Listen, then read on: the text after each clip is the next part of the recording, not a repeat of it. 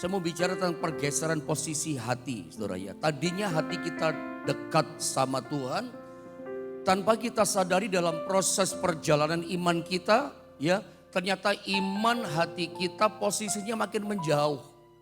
Anda mesti bisa bedakan, harus bisa bedakan antara jauh dengan menjauh, ya. Kalau jauh itu bicara keadaan, saudara, bicara keadaan, saudara ya, bicara tempat. Tapi kalau bicara menjauh itu satu keadaan situasi yang terjadi. Saya ulang, yang namanya jauh itu bicara tempat, tapi ketika bicara keadaan menjauh, itu memang bicara posisi kita, keadaan kita makin jauh dari Tuhan. Tanpa sadar, ada banyak orang kita lihat hari-hari ini, posisi hatinya makin menjauh dari Tuhan. Dalam proses perjalanan imannya pada Tuhan. Saya kasih bocoran dari depan, supaya Anda tertarik dari awal mendengar firman Allah ini. Apa yang terjadi kalau sampai posisi iman kita, posisi hati kita makin lama makin menjauh dari Tuhan keadaannya. Itu sampai berpengaruh pada rasa nyaman kita, rasa aman kita. Yang kedua, itu nanti sampai berpengaruh kepada begini saudara ya. Posisi hati kita, sampai cara pandang kita. Sudut pandang kita tergantung kedekatan kita sama Tuhan. Sampai nanti hati kita bisa sabar. Atau hati kita mudah dikuasai kepahitan. Seringkali kita berpikir hati kita jadi pahit karena orang itu. Orang itu fitnah saya pendeta. Orang itu jegal bisnis saya makanya saya kepahitan sama dia. Mari kita lihat dalam Alkitab. Apakah betul karena sekeliling kita membuat hati kita pahit? Menentukan loh saudara yang kedekatan posisi hidup kita dengan Tuhan. Sampai menentukan suasana di hati kita. Dan ini lebih parah nanti kalau kita sampai yang keempat. Posisi jauh dekat kita dengan Tuhan itu menentukan ibadah kita bermanfaat, ibadah kita berfaedah nggak kuasanya dalam hidup kita. Karena Alkitab katakan kalau ternyata ibadah kita cuman mulut tanpa hati kita dekat sama Tuhan. Alkitab katakan gini, ibadahmu sia-sia. Ya, tidak ada manfaat padahal kita tahu ibadah itu mengandung manfaat baik masa kekinian sampai masa kekekalan, sampai masa mendatang. Bukan cuman bulan Desember. Sampai tahun depan kuasa ibadah itu sangat bermanfaat buat kita. Tetapi saya ulang, itu ditentukan dari awal saya katakan. Dari posisi hati kita bagaimana. Tetap dekat sama Tuhan atau tanpa sadar. Banyak kita lihat, banyak orang tanpa sadar dia merasa hidupnya makin jauh dari Tuhan. Atau dia merasa kok Tuhan jauh dari saya. Mari kita lihat ayat ini dulu. Kejadian 3 ayat 9 sampai 10 ini dialami oleh manusia pertama Adam dan Hawa. Ya, mari langsung kita baca dua ayat ini secara bersama saudara ya. Kejadian 3, 9, 10, 2 dan 3. Tetapi Tuhan Allah memanggil manusia itu dan berfirman kepadanya, "Di manakah engkau?" Ia menjawab, "Ketika aku mendengar bahwa engkau ada dalam taman ini, aku menjadi takut karena aku telanjang. Sebab itu aku bersembunyi." Kejadian pasal 3 ayat 1 sampai turun ke bawah adalah sebuah kisah yang tidak asing buat kita. Kita sama-sama tahu ini kisah yang menceritakan tentang kejatuhan dosa manusia pertama. Karena apa? Jatuh dalam dosa. Karena tidak taat kepada perintah Tuhan. Yang Tuhan larang jangan makan buah pengetahuan baik dan jahat. Mereka ambil dan mereka makan. Jatuhlah manusia pertama dalam dosa. Dan ketika Tuhan datang sama mereka. Ya datang mendekat kepada manusia pertama Adam dan Hawa. Alkitab katakan mereka sembunyi. Pertanyaannya kenapa mereka sembunyi? Karena mereka takut. Kenapa mereka takut? Karena mereka tahu telanjang. Kemuliaan Allah telah sirna dari hidup mereka karena mereka melanggar perintah Tuhan, karena mereka jatuh dalam dosa. Ketika Tuhan datang, mereka merasa takut, saudara ya, nggak berani dekat sama Tuhan. Makanya kalau ada orang diajak dekat sama Tuhan dia nggak mau, kita ajak dia datang ke gereja, dia katakan nanti saja deh, kapan-kapan saja deh. Kita tahu dia pasti punya masalah hatinya dengan Tuhan. Maunya jauh kayak manusia pertama. Begitu melanggar perintah Tuhan, begitu Tuhan datang justru mereka menjauh, malah sembunyi. Mereka takut. Hari itu begitu mereka jatuh dalam dosa, Mereka merasakan satu fenomena yang berbeda. Yang sebelum-sebelumnya mereka tidak pernah rasa. Ada rasa takut mulai muncul datang di hati mereka. Makanya mereka sembunyi. Makanya di ayat yang ke-9 barusan kita baca. Tuhan berkepentingan datang sama manusia pertama. Tuhan berkata begini. Di manakah engkau? Itu perkataan Tuhan yang datang kepada Adam dan Hawa pertama kali. Ketika mereka jatuh dalam dosa dan menjauh dari Tuhan. Tuhan berkata begini, bertanya begini. Di manakah engkau? Saya pernah sampaikan sama saudara pertanyaan Tuhan, di manakah engkau? Bukankah ini punya arti bicara tentang posisi? Bahwa posisinya Adam sama Hawa itu sembunyi jauh dari Tuhan. Hal pertama yang saya mau sampaikan sama saudara, hari-hari ini kita lihat ada banyak orang Kristen bisa jadi itu di antara kita merasa begini, Tuhan jauh dari saya pendeta. Kayak Adam, dia menjauh. Ada banyak orang kebalikannya merasa gini, Tuhan yang jauh dari dia. Alasannya apa? Saya berdoa Tuhan gak jawab-jawab. Tuhan kayaknya gak seperti dulu cintanya sama saya. Saya merasa dulu Tuhan begitu cinta sama saya. Tuhan itu mengasihi saya. Tapi sekarang saya rasa Tuhan itu jauh. Tuhan gak sayang lagi. Buktinya saya doa Tuhan gak jawab-jawab. Ada banyak orang Kristen hari-hari ini merasa Tuhan menjauh dari dirinya. Nah, mari kita cari jawabannya. Apa betul dalam kehidupan kita umatnya, anak-anak Tuhan, orang Kristen, Tuhan itu yang menjauh dari kita? Atau kebalikannya, kita temukan jawabannya. Jangan-jangan kita yang menjauh diri dari Tuhan seperti Adam dan Hawa. Coba kita lihat satu ayat ini saudara ya. Dalam Ibrani pasal 13 ayat 5 bagian B. Anda langsung lihat di screen saja. Di ayat yang saya sudah kasih sama saudara. Perhatikan bagian B, dibilang begini. Aku sekali-kali, Tuhan katakan, tidak akan membiarkan engkau. Dan aku sekali-kali tidak akan meninggalkan engkau. Ini Tuhan yang berkata. Tuhan yang berkata kepada kita, mengingatkan kita. Tuhan bilang begini, aku sekali-kali tak pernah meninggalkan engkau. Aku sekali-kali gak pernah membiarkan engkau. Jadi kayaknya kita yang merasa saudara ya. Hati-hati dengan perasaan kita. Selalu saya mengajar kepada saudara, Anda jadi orang Kristen jangan dipermainkan sama perasaan. Biarlah Ibrani pasal 13 ayat yang kelima ini menjadi ingat-ingatan buat kita. Bahwa ada satu hal yang penting pagi ini yang harus kita pahami. Anda jangan terlalu percaya penuh pada perasaanmu. Bahwa ternyata perasaan yang ada dalam diri kita tidak selalu benar. Adalah cilaka besar kalau kita dalam hidup yang kita jalani, kita hanya percaya dituntun sama perasaan kita. Saya khawatir begini, nanti Anda akan diombang-ambingkan sama perasaanmu. Nanti saudara akan dibikin bingung sama perasaan saudara.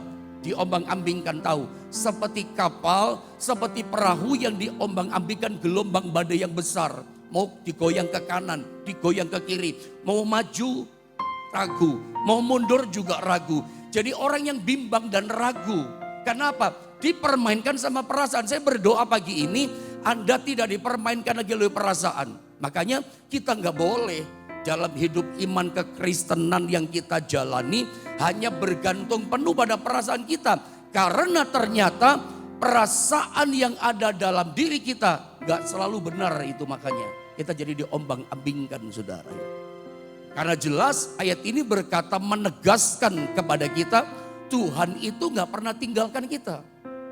Dari pihaknya Tuhan, posisinya Tuhan tidak pernah berubah. Dari dulu, sekarang, sampai selama-lamanya. Tuhan tetap pada posisinya.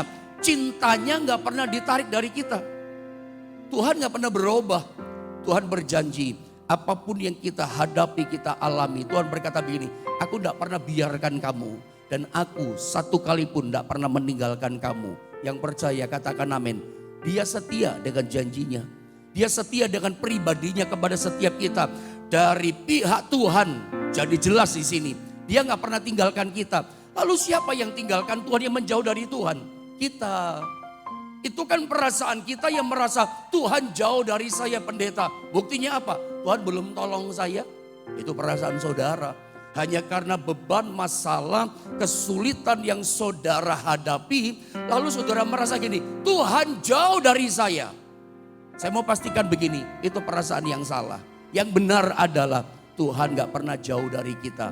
Tuhan setia dan dia gak pernah berubah dalam hidup kita. Coba saya tunjukkan satu ayat lagi, Yesaya 1 ayat yang keempat. Siapa yang menjauh? Apakah Tuhan atau kita? Mari sama-sama kita baca. Yesaya pasal 1 ayat yang keempat. Sama-sama kita baca saudara ya. 1, 2, dan 3. Celakalah bangsa yang berdosa, kaum yang syarat dengan kesalahan, keturunan yang jahat-jahat, anak-anak yang berlaku buruk. Mereka meninggalkan Tuhan, menista yang maha kudus, Allah Israel, dan berpaling membelakangi dia. Jelas Alkitab yang berkata bukan Tuhan yang menjauh dari kita. Bukan Tuhan yang membelakangi kita. Kita umatnya yang dengan sengaja meninggalkan Tuhan. Menjauh dari Tuhan. Jadi jelas clear di sini. Ya, itu cuma perasaan kita. Makanya jangan bermain dengan perasaan. Nanti saudara dipermainkan sama perasaanmu. Jalanilah kekristenan saudara dengan iman. Ya, bukan berdasarkan perasaan kita, tapi berdasarkan apa yang Tuhan katakan dalam firman-Nya tentang kita. Apa yang Tuhan katakan dalam firman-Nya tentang rencananya untuk masa depan kita. Bukan kata perasaan, kata firman, kata Tuhan. Supaya apa? Jelas langkah kita mengakhiri tahun, memasuki tahun 2022. Berjalanlah juga bukan dari kata orang ya, tapi dari kata Tuhan. Saya cukup risau sebetulnya ketika buka YouTube tentang khotbah-khotbah yang ada. Sekarang banyak orang meramal saudara ya. Pendeta meramal. Tahun depan begini. Saya berharap begini, jelas begini. Saya sebagai hamba Tuhan harus berkata begini sama saudara. Berjalanlah bukan dari kata ramalan orang. Termasuk perasaan saudara. Jalanilah tahun baru 2022 dari kata firman. Apa yang firman Allah katakan? Melangkah. Hari demi hari melangkahlah dengan pasti, dengan iya dan amin, dengan kata firman. Apa yang firman katakan, apa yang firman janjikan tentang kita dan rencananya Tuhan tentang kita. Jalani itu setiap hari. Saya percaya kalau 2021 kita bisa lewati, 2022 kita pasti bisa lewati berkemenangan bersama dengan Tuhan. Ingat, bukan apa kata ramalan orang. Banyak meramal sekarang saudara ya. Gak usah tanya sama ramalan. Manusia bisa salah. Pendeta hamba Tuhan bisa salah. Kembali kepada firman. Itu yang saya mau, yang Tuhan mau. Kembali kepada firman. Nah, mari kita bahas kembali masuk lebih dalam. Saudara ya. Betapa pentingnya namanya posisi hati. Ya. Kenapa posisi itu penting saudara? Yang pertama, posisi menentukan rasa aman. Ada satu ayat yang sering kita baca pada umumnya. Lihat Mazmur 62 ayatnya yang kedua. Mari kita lihat ayat ini saudara ya. Mazmur 62 ayatnya yang kedua. Sama-sama kita baca 2 dan 3. Hanya dekat Allah saja aku tenang, daripadanya lah keselamatanku, daripadanya lah keselamatanku, daripadanya lah pertolonganku, daripadanya lah kemenanganku. Keselamatan, pertolongan, pengharapan, kemenangan. Bukankah ini bicara rasa aman? Kapan keselamatan kita datang? Ketika kita dekat dengan Tuhan. Dan yang luar biasa, ayat ini memunculkan satu pengharapan yang menggembirakan kita. Dikatakan hanya dekat Allah saja, dikatakan aku tenang. Kalau orang hatinya tenang itu kan rasanya aman saudara ya. Ada rasa aman ketika tenang. Dan tahukah saudara, kapan rasa aman ini muncul? Ada menguasai hati kita. Alkitab katakan ketika kita dekat dengan Allah. Bukankah kata dekat ini bicara tentang posisi hati? Nah, ada banyak orang, kenapa hatinya rasanya kecewa, takut, gelisah, khawatir, cemas. Itu yang menguasai dia. Itu sebetulnya cuma menunjukkan bahwa dia tanpa sadar posisi iman hati rohaninya sudah mulai bergeser jauh dari Tuhan. Sebab Alkitab katakan setiap orang percaya yang posisi hatinya dekat dengan Tuhan, dia pasti tenang hatinya. Ini Alkitab yang katakan, firman yang katakan. Mau tenang hati saudara. Menghadapi situasi yang panik, situasi yang menakutkan. Tuhan jamin hati kita tetap tenang. Kapan? Ketika kita dekat dengan Tuhan. Persoalannya seringkali kita merasa ini loh saudara ya. Tuhan jauh dari saya, padahal kita yang menjauh. Tanpa sadar kita yang bergeser pelan-pelan jauh dari Tuhan. Ini membuat rasa tenang kita hilang. Saudara tahukah saudara, satu-satunya membuat kita tenang sejati. Jadi kalau saudara pengen tenang, ya di tengah-tengah ketakutan yang ada, solusinya, jalan keluarnya bukan minum obat penenang. Ya, solusinya bukan minum pil obat tenang. Ini mereknya, itu mereknya, bukan. Ketenangan yang sejati Anda dapatkan kapan? Ketika Anda dekat dengan Tuhan. Ada hal yang ajaib menurut saya, ada hal yang sangat luar biasa ketika kita dekat dalam hadirat Tuhan. Ketika kita masuk dalam hadirat Allah itu mengalirkan rasa tenang. Semua orang percaya akan mengalami seperti yang saya alami, akan mengalami seperti pengalaman anak Tuhan atau hamba Tuhan yang lain. Ada hal yang dahsyat, ada hal yang super ajaib saya katakan. Setiap kali kita masuk dan berada dalam hadirat Allah, hati kita tenang loh. Ketika kita menyembah. Jadi hari ini kalau ada di antara saudara mulai risau hatimu, saya nggak tahu engkau sudah menghadapi beban apa pagi ini. Tapi kalau engkau sedang mendengar firman Allah pagi ini, bukan kebetulan saya katakan. Kalau Anda sedang cemas, Anda sedang dikuasai ketakutan pagi dalam hidupmu, saya dorong saudara, masuk ambil waktu, masuk dalam hadirat Tuhan, sembah Dia. Berdoa, memuji, menyembah Tuhan. Saya percaya ketika orang mendekatkan hatinya dekat dengan hati Tuhan, dia mendekatkan imannya kepada Tuhan, masuk dalam hadirat Tuhan, itu akan mengalir yang namanya hadirat Allah. Saya pernah ajarkan sama saudara, hadirat Allah yang turun di tengah-tengah sembahyang doa kita, itu mengalirkan urapan Allah. Itu mengalirkan kuasa Allah. Anda jangan terbalik-balik. Banyak orang Kristen yang dikejar kuasa. Orang Kristen yang dikejar urapan Allah. Anda salah. Dari mana urapan Allah mengalir? Dari mana kuasa kekuatan Allah datang kita alami dalam hidup kita. Termasuk ketenangan itu pekerjaan kuasa. Ketenangan itu pekerjaan urapan Allah. Turun sama kita. Hati kita, kehidupan kita jadi tenang. Dari mana mengalirnya? Hadirat Allah mengalirkan itu. Yang kita kejar bukan kuasanya. Terbalik loh. Yang kita kejar bukan urapannya. Urapan bikin orang sakit sembuh. Orang dipulihkan. Itu kekuatan kuasa urapan. Menghancurkan kuk. Itu pekerjaan kuasa urapan. Hancurkan masalah kita itu urapan Allah. Tembok Yeriko itu runtuh. Itu pekerjaan kuasa urapan Allah. Kita pengennya yang spektakuler. Wah, hancur persoalan. Tembok Yeriko roboh. Tapi Anda mesti tahu, bukan urapan, bukan kuasa yang kita kejar. Yang kita kejar adalah hadiratnya, pribadinya. Ketika kita nyembah, hadiratnya turun. Jadi Anda mesti tahu ya, bagaimana menghadirkan urapan. Hadiratnya mesti turun dulu. Kapan hadiratnya kita alami? Ketika kita masuk mendekat kepada Tuhan. Kalau jauh dari Tuhan, bagaimana ada urapan? Bagaimana hati kita tenang? Ada hal yang sangat ajaib. Begitu kita menyembah Tuhan, datang berdoa, masuk dalam hadiratnya. Hadiratnya mengalir dan hadiratnya mengalirkan kuasa. Urapan yang sangat deras. Dan itulah yang bikin hati kita tenang. Ajaib kan? Semua orang Kristen, semua orang percaya dan hamba Tuhan akan mengalami keajaiban ini. Setiap masuk dalam hadirat Allah, takutmu akan hilang. Bebannya tiba-tiba terangkat. Masalahnya masih ada, bebannya masih ada, tapi beda. Hati kita jadi tenang. Itu pekerjaan hadirat Allah yang mengalirkan ketenangan. Dan saya berdoa pagi ini ambil waktu. Saudara yang mulai dikuasai kecemasan, ketakutan, ambil waktu. Berapa menit Anda bisa mampu berdoa menyembah Tuhan. Puji Dia, sembah Dia. Ketika hadiratnya turun, urapannya mengalir. Kuasanya mengalir. Itu bikin hati tenang. gunung batu kita bersama dengan kita. Jadi ini pentingnya yang pertama, kenapa kita gak boleh jauh dari Tuhan. Kita mesti dekat sama Tuhan. Kenapa? Karena menentukan rasa aman kita. Dari mana rasa aman? Hati kita tenang.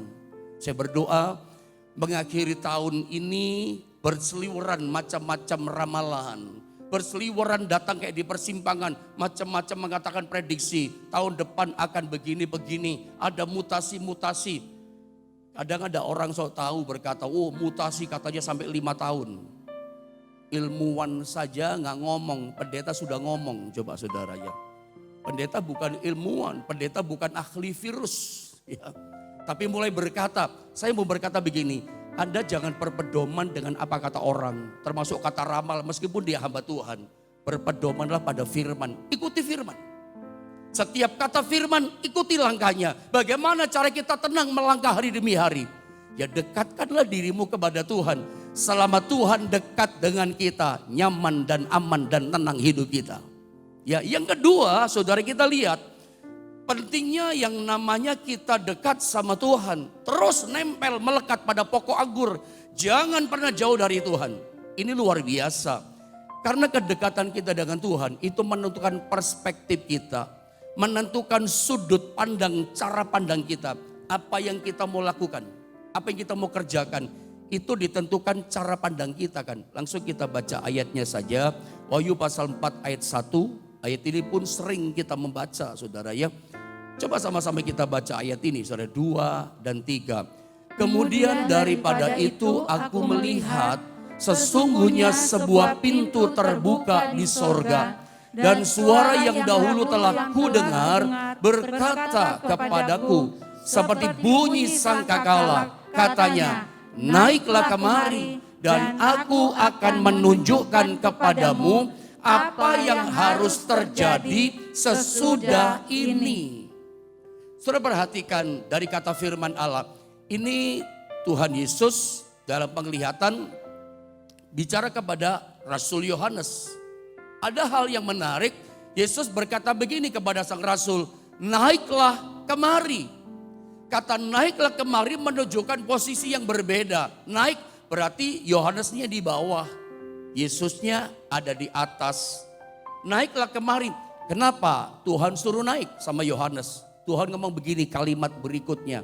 Aku akan menunjukkan kepadamu apa yang harus terjadi sesudah ini. Yohanes naik kemari. Aku mau perlihatkan kepadamu hal-hal yang terjadi di depan. Ya. Bagaimana Yohanes bisa melihat apa yang dilihat oleh Yesus kalau posisinya berbeda. Ya, nah Tuhan mau pagi ini mengakhiri tahun 2021 siap menyongsong masuk tahun 2022. Biarlah cara pandang kita pakai cara pandang Tuhan. Kacamata kita melihat pakai kacamata Tuhan, kacamata firman. Bukan kacamata kita manusiawi. Kita jadi takut kalau lihat itu. Kita jadi gemeter, kita jadi khawatir, kita gak bisa tenang. Yang membuat kita tenang salah satunya juga adalah kalau kita pakai kacamata Tuhan. Untuk bisa punya cara pandang yang sama, perspektif sudut pandang yang sama, posisi kita mesti sama dengan Tuhan. Ya, makanya disuruh naik. Kalau ada di posisi Tuhan, cara pandang kita beda, semua berubah. Semua orang kalau pakai cara pandang Tuhan itu berubah. Sampai orang di sekitar kita heran. Anda tahu Rasul Paulus? Anda pasti tahu kan? Dia pernah berkata begini dalam Alkitab kepada jemaat dia layani.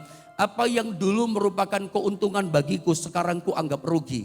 Anda tahu itu kan? Apa yang dulu merupakan kebanggaan bagiku sekarang ku anggap sampah. Kok bisa? Ya, karena cara pandangnya berubah. Cara dia memandang dunia itu udah berbeda. Dulu sama sekarang gitu kira-kira.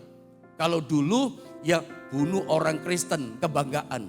Dulu bikin dosa itu kebanggaan. Dia bisa cerita dengan bangga. Saya mabuk loh, saya berzina loh, saya punya istri 2 loh, bangga gitu. Itu cara pandang yang dulu. Tetapi begitu cara pandangnya baru, ya cara pandang Tuhan ketika melihat yang dulu itu najis. Itu sampah ternyata, itu kotor. Kok bisa berbeda cara pandangnya berbeda. Cara pandang melihat dunia ini berbeda. Sampai orang bingung, kok dia berubah ya? Bukan persoalan hidup kita tambah suci, no bukan itu. Tapi cara pandang kita akan dunia ini sudah lain. Pakai cara pandang Tuhan. Kita ngerti ini yang benar, ini salah, ini jorok, ini kotor, ini yang baik. Karena cara pandang Tuhan, tahukah saudara, ketika kita bertobat, percaya pada Yesus kita bertobat, apa yang terjadi?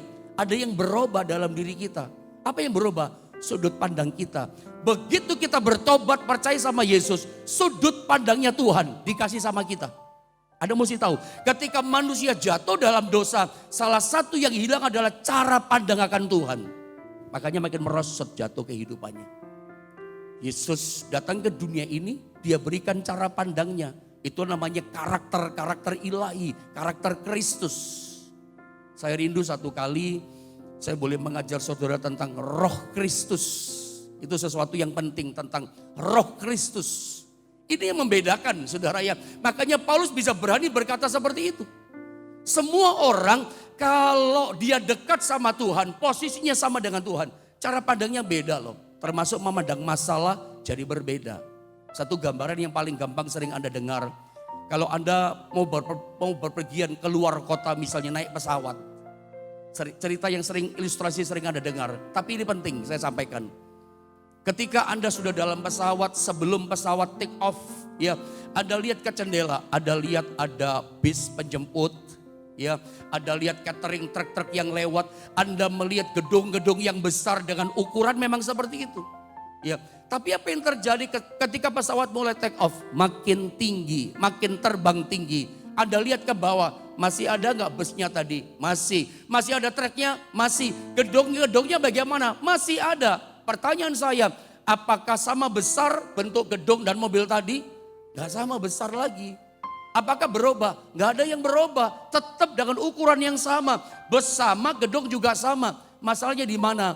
Posisinya udah berubah. Tadi di bawah, sekarang di atas. Seperti itulah kalau kita memandang masalah kita. Kalau kita pakai cara pandang kita, besar loh pendeta masalah saya. Aduh Pak, masalah saya luar biasa loh, ngeri loh Pak. Itu kalau kita pakai cara pandang kita. Seolah-olah kita gak mampu memang mengatasinya. Memang berat sebetulnya kenyataannya. Tapi coba kalau kita pakai cara pandangnya Tuhan. Pakai cara pandangnya firman. Semuanya berubah. Ketika lihat kita dari atas makin tinggi. Dengan hadirat Tuhan. Yang Anda lihat apa? Masalah kita jadi biasa. Masalah kita yang tadi besar kelihatan. Oh jadi lebih kecil. Karena kita tahu Tuhan kita lebih besar. Itu yang terjadi pada Daud sama Saul kalau Anda tahu. Kenapa Saul takut menghadapi Goliat? Daud berani hadapi Goliat. Masalahnya di mana? Cara pandang kan kita tahu. Bagi Saul, Goliat itu besar. Aku pasti kalah hadapi Goliat. Seringkali kenapa sih orang selalu ngomongnya negatif? Ngomongnya takut, masalahku besar. Ngomongnya selalu perkataan hal-hal yang buruk, hal yang negatif.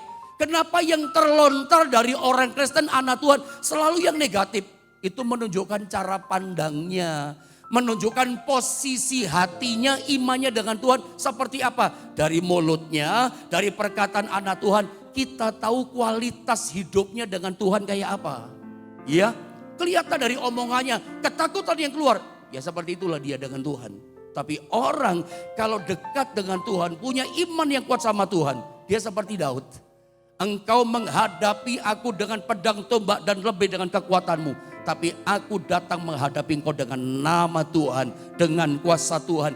Karena cara pandang Daud, Goliat memang besar. Seperti Saul katakan besar. Tapi Daud tahu ada Tuhan yang kuasanya, kekuatannya lebih besar daripada Goliat itu. Lihat cara pandang masalah pun berbeda. Penting posisi kita jangan geser jauh dari Tuhan. Justru mengakhiri tahun, siap memasuki tahun 2022. Saya boleh ingatkan sama saudara dengan kasih Kristus. Saya mengasihi Anda semua. Jangan menjauh dari Tuhan. Apapun persoalanmu, tetap dekat dengan Tuhan. Sebab ketika kita dekat dengan Tuhan, keuntungannya apa? Ada rasa aman, ada jaminan, hati kita tenang. Yang kedua, cara pandang kita jadi beda. Semuanya, lihat masalah jadi beda. Anda melihat 2022 yang suka diprediksi, Anda tetap aman dan nyaman. Karena kita tahu, meskipun keadaan gonjang-ganjing di depan, aku percaya Tuhan pasti membela aku dan menuntun hidupku. Beda. Ya, lihat kisah yang sering kita dengar tentang Gehazi dan Elisa. Gehazi bujangnya Elisa. Singkat kata, ketika Gehazi bangun pagi buka pintu pondok Nabi, langsung mulutnya berkata apa? Celaka Tuanku. Negatif ngomongnya, celaka Tuanku ya. Kenapa ngomong celaka? Dia lihat tentara Aram mengepung pondok Nabi di Dotan, dikepung semuanya. Jumlahnya ribuan, cuman untuk 2 orang, sang Nabi dan Gehazi, Nabi Elisa maksudnya. Dia berkata, celaka Tuanku, celaka Tuanku. Ketakutan dia. Kenapa ngomong celaka ketakutan? Tapi kenapa singkat kata Elisa gak ketakutan? Karena berbeda cara pandang. Apakah Elisa gak tahu ada tentara Aram ngepung dia? Baca Alkitab, Elisa tahu. Sebab Gehazi ngomong, celaka Tuanku, pondok kita Nabi dikepung sama tentara Aram. Sudah dikasih tahu, tapi gak berubah. Meskipun tahu keadaan di depan mata, Elisa tidak dikuasai ketakutan. Tetap tenang, karena dia tahu ada Tuhan menyertai. Dia malah berdoa kepada Tuhan. Tuhan, celikkanlah mata Gehazi. Celikkan mata itu mata imannya, mata rohaninya, supaya punya cara pandang yang sama dengan dia cara pandang Tuhan. Dibuka sama Tuhan. Begitu dia lihat, Gehazi gak takut lagi loh. Berubah cara pandangnya. Kenapa tidak takut? Kenapa tidak ngomong celaka, hancur, mati kita? Enggak. Kenapa? Karena dia lihat memang ada tentara Aram mengepung. Tapi di belakang tentara Aram, dia lihat para malaikat di sorga. Bala-bala tentara sorga, para malaikat bawa pedang, kuda yang lebih perkasa, senjata lebih lengkap, lebih tegap, lebih hebat. Maka dia jadi tenang. Di sini kita sadar saudara ya. Seperti yang dialami Elisa sama Gehazi. Tuhan itu gak pernah tinggalkan kita. Cuman kita gak lihat. Makanya belajar pakai mata imanmu sekarang. Hanya orang yang dekat posisinya dengan Tuhan, dia bisa percaya pakai mata iman. Ada Tuhan bersamaku. Lihatlah saya ulang peristiwa yang terjadi pada Gehazi dan Elisa. Gehazi gak lihat penyertaan Tuhan. Tetapi Elisa lihat dengan iman, ada Tuhan. Begitu dibuka mata rohaninya Gehazi, memang lihat loh, ada malaikat menyertai. Seperti situasi akhir tahun ini, kamu boleh gak lihat seperti gak ada Tuhan, tetap ada Tuhan bersama saudara. Oh saya percaya di akhir tahun 2021 siap masuk 2022, ada Tuhan yang selalu bersama dengan kita. Cuman kita gak lihat. Hanya orang yang punya mata iman yakin dimanapun kita pergi, dimanapun kita berada. Kita mau hidup di bulan berapapun, tahun berapapun. Yang penting begini, yang penting bukan tahunnya. Nggak masalah setiap tahun, yang penting begini. Ada Tuhan bersama kita, ada mesti yakin. Ada Tuhan gak pernah tinggalkan kita. Di sini kita belajar cara pandang itu penting saudara ya. Cara pandang itu penting. Mungkin besok kalau ada kesempatan, tapi mulai besok saya pengen bagi tentang berita Natal sama saudara. Karena kita sudah mulai masuk minggu-minggu Natal. Apalagi yang di luar pulau ya. Di Manado sudah merayakan Natal, di Papua sudah merayakan Natal.